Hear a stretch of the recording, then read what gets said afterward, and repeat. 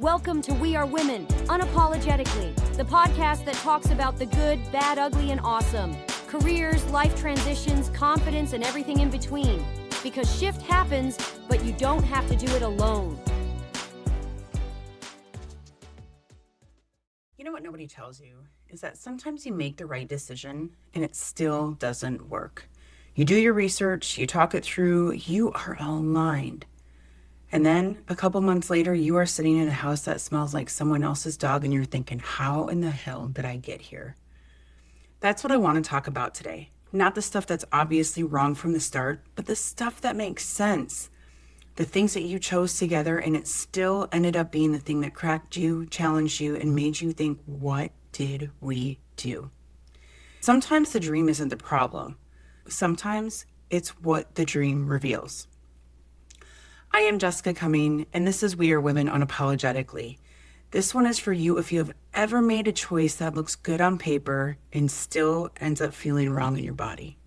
If you've ever supported someone you love, done everything right, and still you watched it fall apart. Or maybe you're sitting in the middle of something right now, and you thought, this is it, this is the answer, and you're starting to wonder if you got it wrong. Here's what I have learned through my own journey. You didn't get it wrong.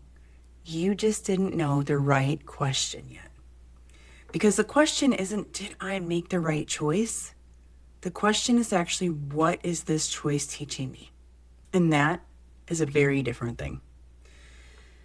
So here's what happened to me. My boyfriend got offered a job in the Carolinas, and it wasn't just any job. It was supposed to be his last job.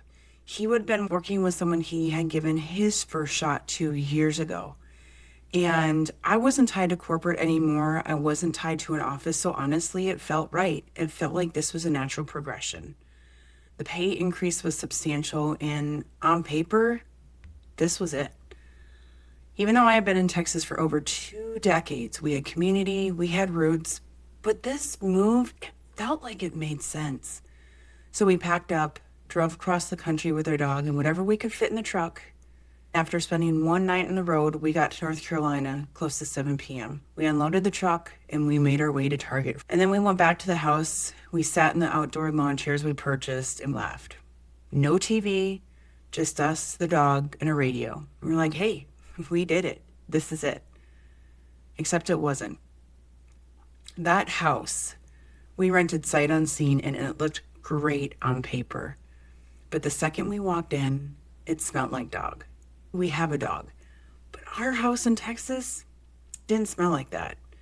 This house, it did. And it was lingering. So I did what anyone would do. I went full Bath and Body Works assault on that place. I am talking candles, wall plugins, room sprays, the whole nine. And yeah, it helped, but I just felt like I was covering something up. And then Ava, our dog, she had to navigate 11 steps just to get into the backyard, which didn't have any grass. It had broken bricks, and I found glass. Not only that, but come to find out that there was also copperheads living back there, and the previous renter's dog had been bit. In addition to that, at first, the neighbors seemed nice, but it quickly turned into them being less than excited we were there, and even less excited that we had a German Shepherd. I just kept thinking, it's going to get better, we just need time. Meanwhile, my boyfriend's starting his job, and within months, he comes to me, and I could tell something was up for a while. This particular night, he says, I think I'm being set up. And I'm like, what? No, I figured, no, he was being paranoid. We had just gotten there. I told him, just keep building your team, doing what you're supposed to be doing. It's all going to work out. Because that's what you do when you love someone, right? You encourage them, you uplift them, you support them, and you believe that everything is going to be okay. But in the back of my mind, I'm also thinking, we just moved across country for this job. Here's the thing that nobody tells you. That substantial raise, when you are suddenly managing a mortgage and a rent, 2 sets of bills, that difference gets eaten up quickly, real quickly. While all of this was happening, I was trying to launch my business, figuring out who I was serving, what my offers looked like, and the best way that I could explain to people what I was doing now that I was no longer in corporate. I was putting in the work, I was posting, I was creating, I was showing up, and I felt like I was screaming into a void. Nothing was moving, nothing was clicking. There was no money for me coming in, just money going out. And honestly, I felt guilty about that. I was actually interviewed on another podcast during that time, and that's what made me commit to starting mine. Even though it felt like everything else was falling apart. I was trying to make this house my home, trying to support him, trying to build something that felt like mine. And honestly, I hadn't made any friends. The house was large, but yet I felt like the walls were closing in on me. But I wasn't saying that out loud yet. And then one night when we were sitting in the living room, he got an email. He read it and I watched his face change. He showed it to me and yeah, he was indeed being set up. The person that hired him, the one that seemed so sweet and nice when she was courting us, was making him the fall guy. The thing that was supposed to be his last job, the one thing that we moved for, it was done. I know part of it was age discrimination, health discrimination. Part, she didn't know how to be a CEO. She was driving the company into the ground, and financially, they were screwed. But at the end of the day, none of that mattered in a right-to-work state. The situation became untenable, and the decision was made. We stayed another month of now what, another month of feeling like we were in limbo. And I was sitting there thinking, I'm not strong enough for this. I should be doing more. I was honestly disappointed in myself. He was in pain, and I wished we were closer to our support system. At one point in time, I did even start applying for jobs because I thought maybe I'm just not supposed to do this. Maybe this business thing isn't for me. But looking back, that season gave me things I will always treasure. I got to be closer to my grandma before she passed. I committed to season 1, which turned into season 2 of this very podcast, and I officially started my business. And we had some moments that were pure joy. Sitting in the box suites at a Yankees game, cheering at a Carolina Panthers game. We made memories together. We had experiences that we wouldn't have had otherwise. It wasn't all bad, but the cost was high. And then we made the decision to move back to Texas. It was New Year's Eve and I brought it up. I told him, I said, I will be the one to call the landlord. And he agreed. Middle of January, we packed up. We drove 19 hours straight back to Texas with the dog in the truck right after an ice storm. We arrived exhausted, and that was just the first leg. 3 days later, I flew back to North Carolina. Needed to get my car, needed to get the U-Haul packed up, and drive everything else back. By this point, his back was really bad. Like, he was having to use a walker to get around. So he stayed in Texas while I went back, and 2 of my best friends flew to North Carolina to help me move the rest of our stuff. They were so gracious, and I can't thank them enough.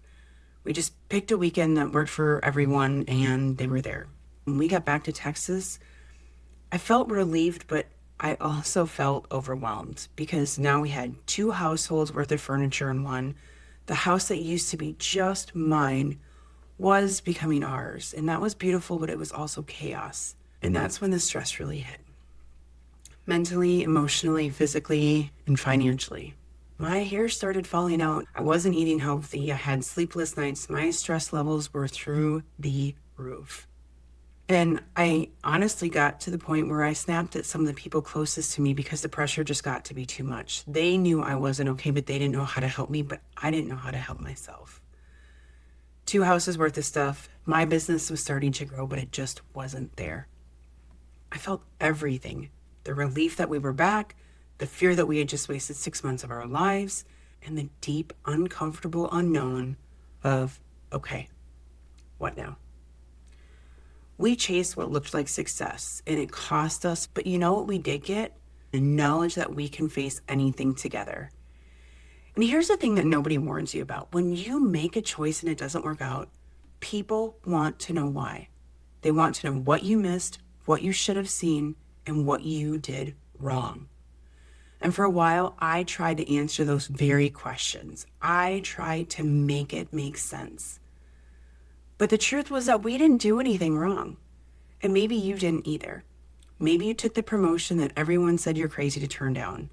Maybe you married the person who checked all of the boxes. Maybe you built a business that looks like success from the outside. And now you're sitting there thinking, I should be grateful. Everyone thinks I have it together. If I'm not happy with this, what's wrong with me? Here's what I need you to hear. Nothing's wrong with you. For us, we made a choice together. We supported each other. He was incredible about me flying back and forth after my grandmother passed away. And I was there for him when his back landed him in the hospital the week of Thanksgiving. We did it right, and it still didn't work.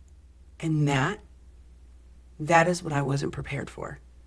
Because we are told if you communicate, if you are aligned, if you support each other, anything will work. If you work hard enough, it will pay off. If you're grateful enough, you'll feel fulfilled. If you just give it more time, it'll get better. But sometimes it doesn't, and that's okay. Because it's not because you failed. Maybe it's simply because the thing you chose wasn't actually yours. We made a choice based on what looked good. We made a choice on what made sense. We checked the boxes, just like you might have. The title that would impress people, the salary that proved you made it, the relationship that looked right on paper, the life that everyone said you should want. But what we didn't do is we didn't ask, what do we actually want our life to feel like? We asked, is this a good opportunity? And the answer was yes.